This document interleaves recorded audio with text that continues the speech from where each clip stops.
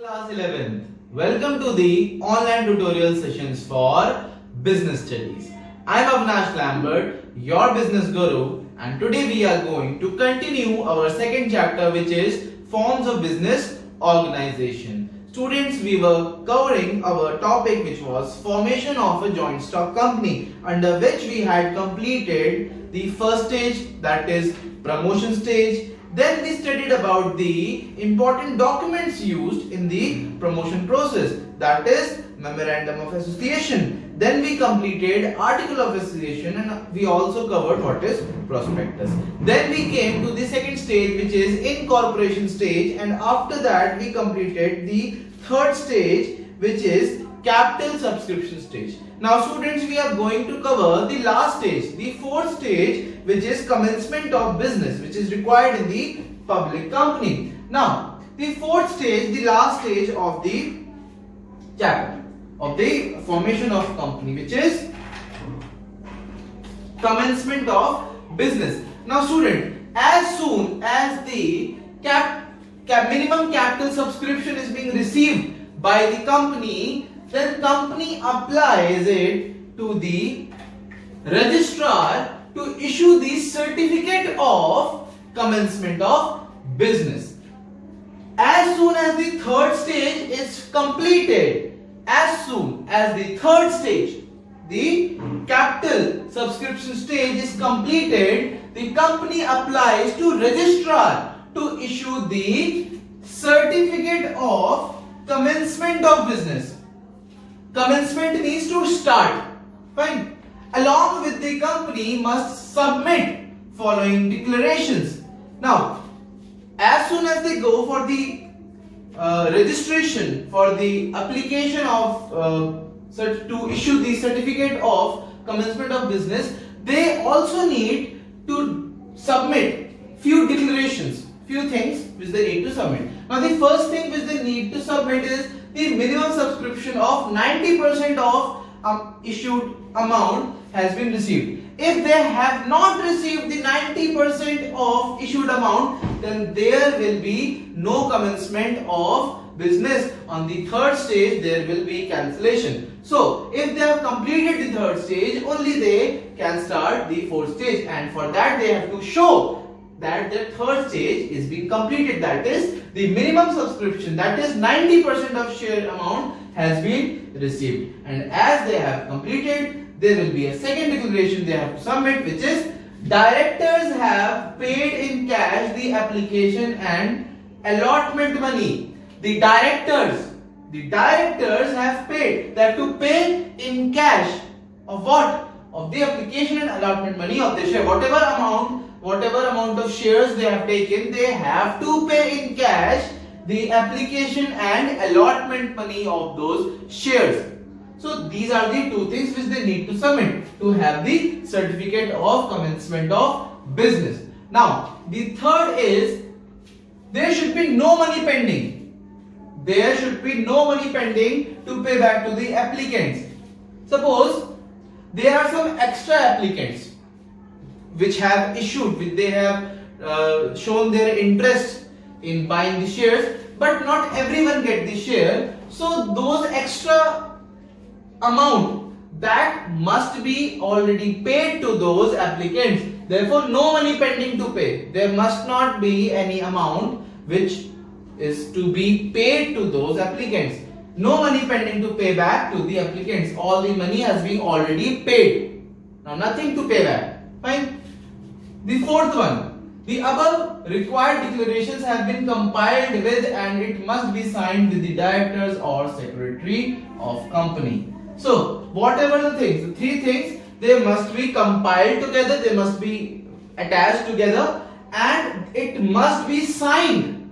They must have their autograph. No, not autograph. Their signature. They must have their signature either by the director or by the secretary of the company. Now, after submitting all these things, the registrar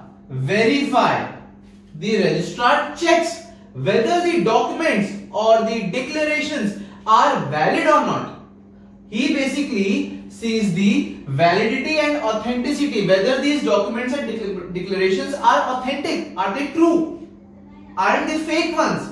So the registrar verify the documents and declarations, and if he is satisfied, if the documents and declarations are absolutely right, and if he is satisfied with the validity and authenticity of the documents, then he issues the certificate of commencement of business, and after that they go for a party.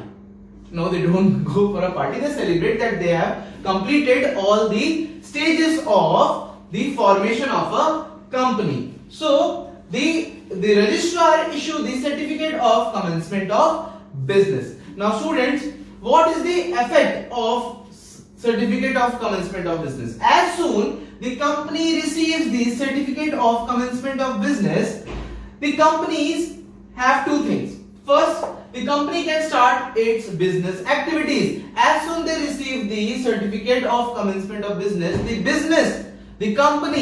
business company can start its business activities. They can start their work. Officially they can start their work. The company can start its business activities. And the second thing which they can do after receiving the certificate of commencement of business is that the business is binding on all its activities. Whatever they are doing, whatever that company is doing as their activities, suppose they are doing some activities, now those activities will be responsible by that company. The company is binding on all its activities. Whatever they are doing as the activities, that is to be done by the company. All the responsibility is of that company. Company is the one who is binding all the activities. So students, that is your fourth stage, which is commencement of business. We have completed all the four stages of the commencement of business. Now students, let's come to the next topic and the final topic of this chapter, which is differences between memorandum of association and articles of associations.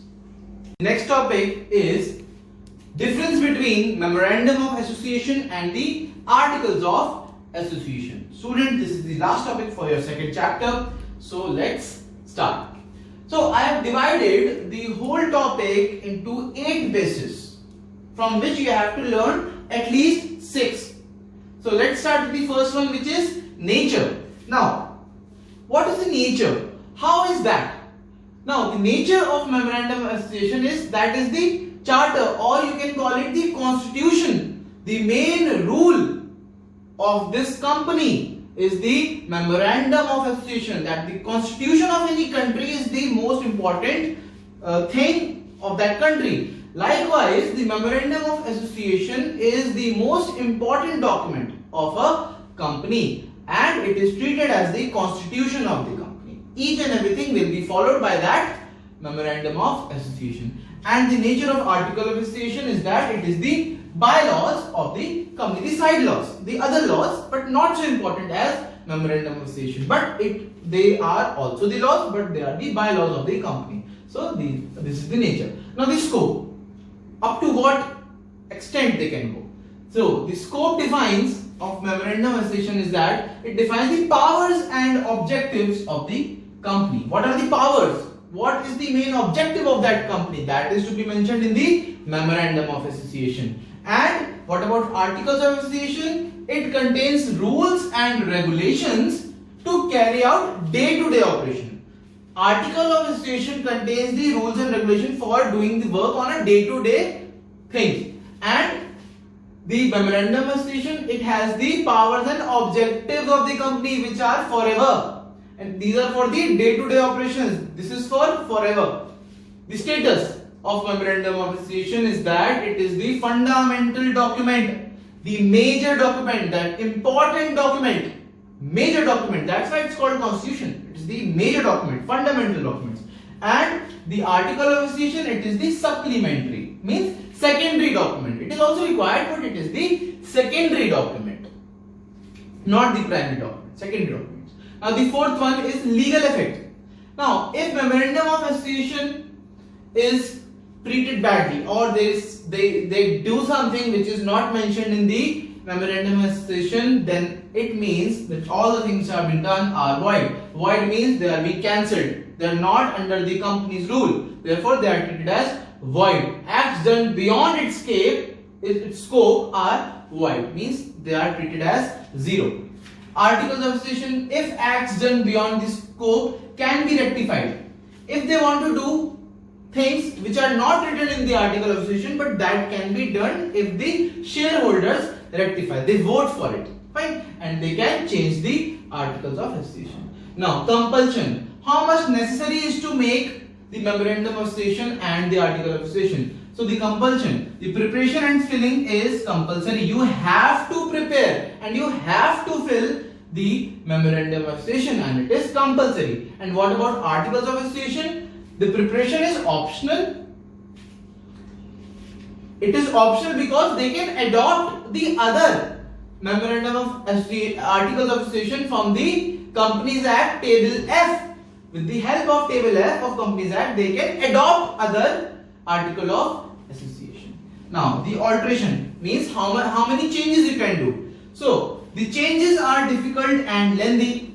If you want to change memorandum of association, the process is very difficult and lengthy, and the government approval is also required. Government's approval is required. But here in the article of association, it is easy and simple process, and the government's approval is not necessary. It's not must. It's not necessary. But here in the memorandum of association, it is necessary. You need to take government's approval, and the process is also difficult and lengthy. Now the relationship. What kind of relationship shows we can have with the memorandum of association? Now, memorandum of association defines the relationship of a company with outside the company. It shows the relationship of a company with outside of the company. Fine. And what about the relationship shown by the article of association? It defines the internal relation between company and its members. The article of association shows the relationship between the company and its members, but the memorandum of association, it shows the relationship between the company and the outside the company, like creditors and suppliers. And the last one, it is also known as, memorandum of association is also known as doctrine of outdoor management, and the article of association is also known as doctrine of inside management. I hope you have understood this topic, the last topic of your second chapter, that is forms of business organization. So students, we have completed the second chapter. I hope you have understood, and I want you all to revise all those 21 videos on a regular basis. Take 2 videos per day and you will revise each and every video like that. So students, that's all for this video. Stay home, stay safe, and see you soon.